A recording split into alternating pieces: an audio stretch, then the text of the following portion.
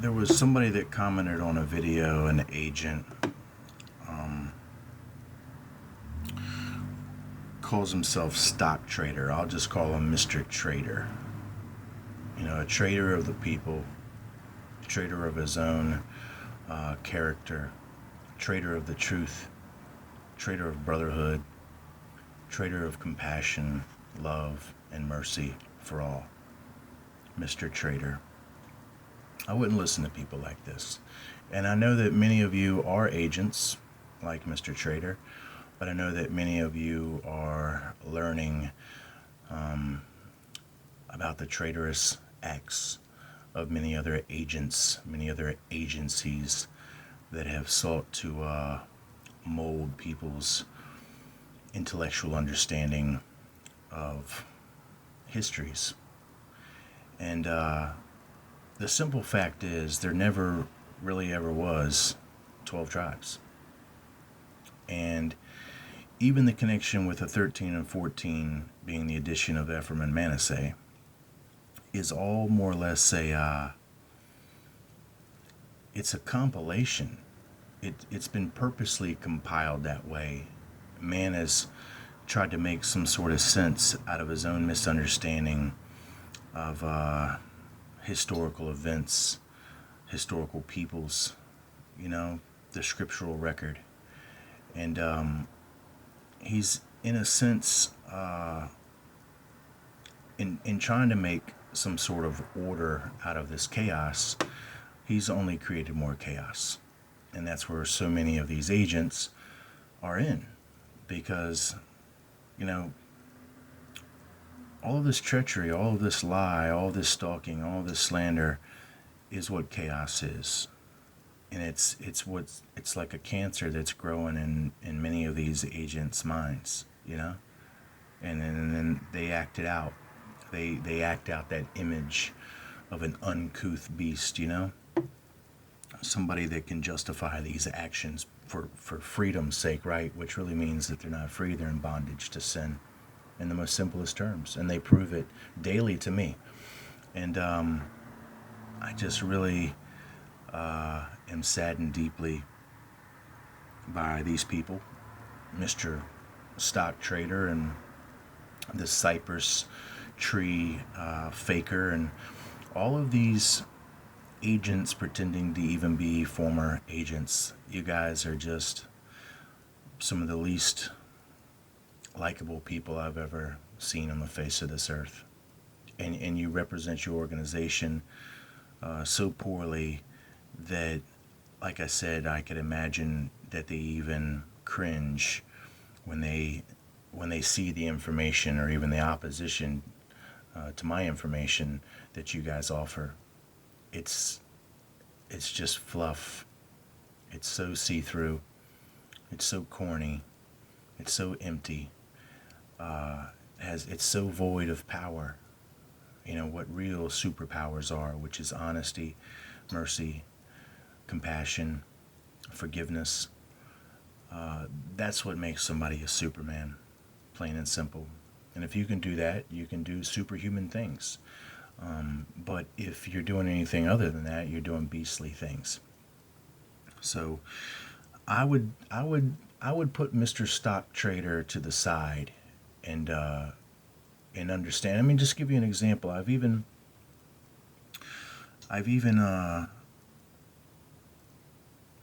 talked about this in the beginning portion of my channel here. Several years back, you know, several being meaning more than two.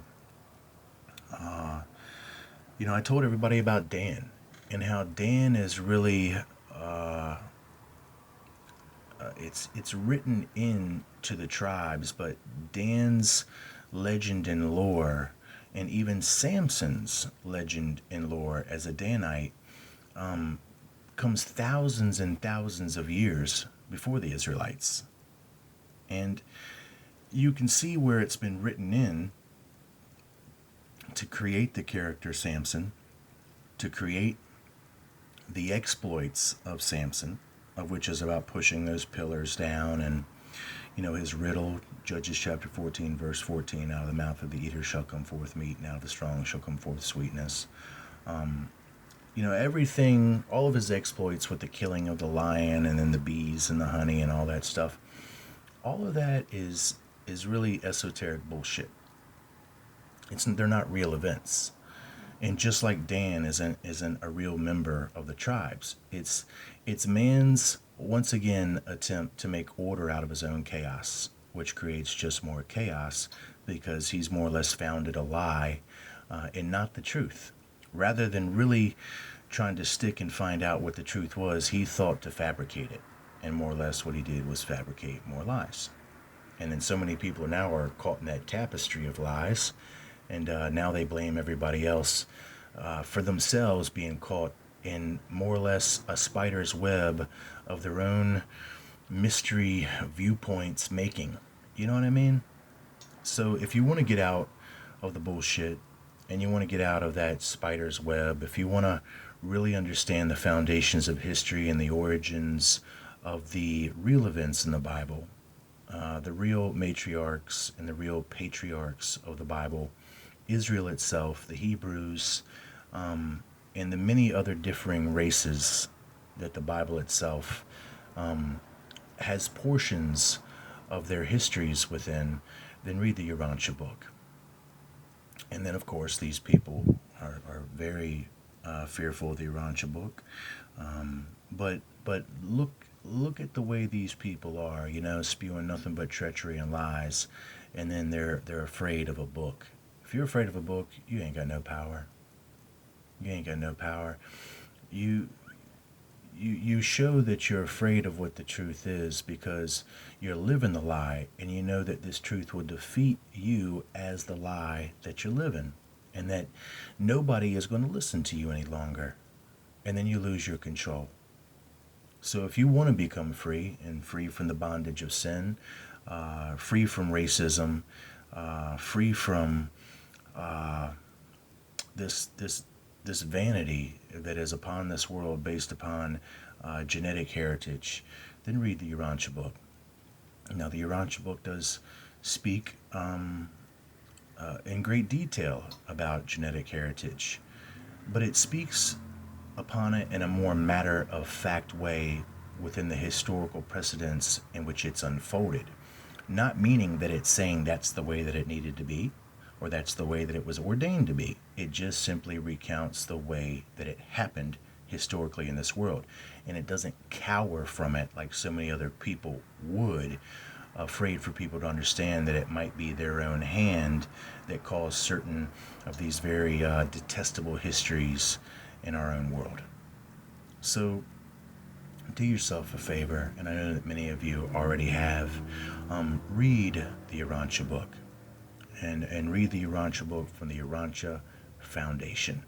And they have already created other versions of it and edited out and rewrote and did all sorts of things, of course, like they've done to the Bible. But the Urantia Foundation is true to the original word in which it came. Now, many people have got problems with how they think that it arrived. Okay, you got problems. They ain't my problems. You got problems. It's stuff that you don't understand. But it's not stuff that I don't understand. It's stuff that I understand. So if you want to get caught in this vicious cycle of treachery, in thinking you need fire and destruction and all these things for change, then you keep on listening to people like Cypress Tree, Stock Trader, all of these other people, Hamar Time, all of these agents that you really are. You keep on looking at yourself in the mirror and then listening to the words that come out your own mouth, and you're just going to maintain being the same people that you are now steadily progressing into, and that's a lie. That's a lie. So if you want freedom that doesn't require other authoritative men over you telling you what you can understand and where and when you must understand it, read the Urantia book. If you want to be free from the bondage of sin and understand what the bondage of sin really is, read the Urantia book. If you want to understand the truth of Jesus Christ that they themselves have sought to hide not very well.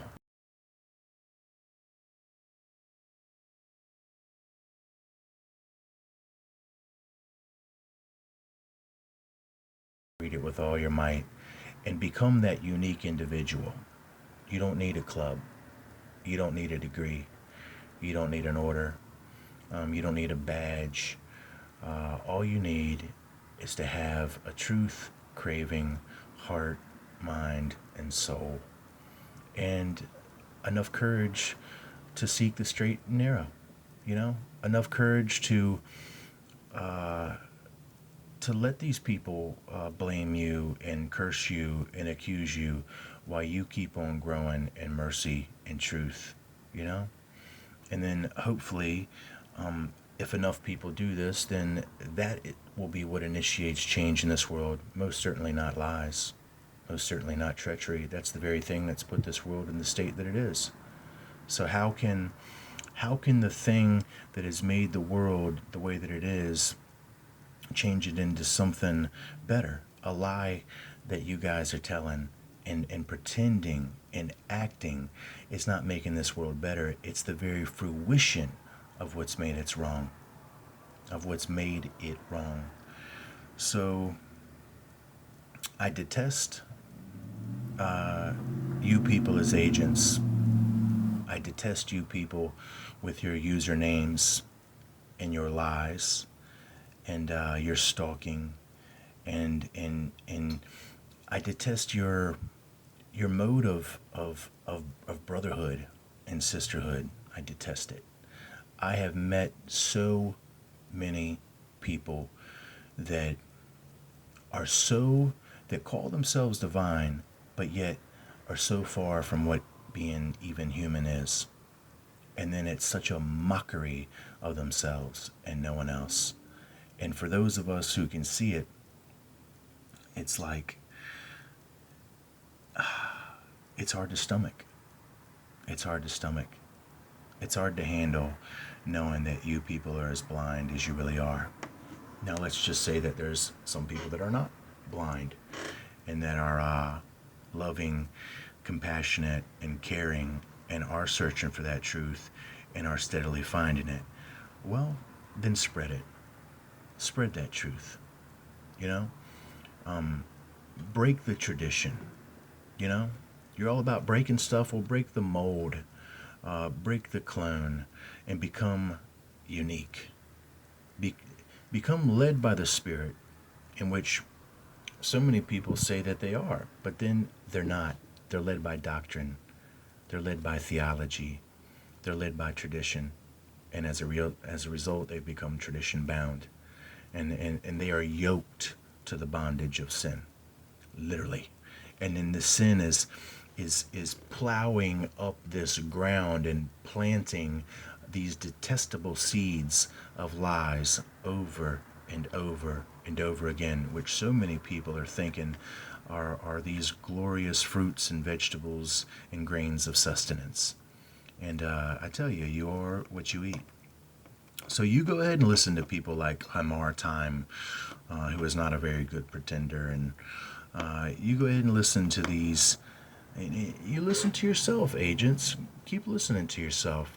Keep believing that you're doing God's work, making this world better by living the lie that you live daily, that you project, even to me, as I literally do my best to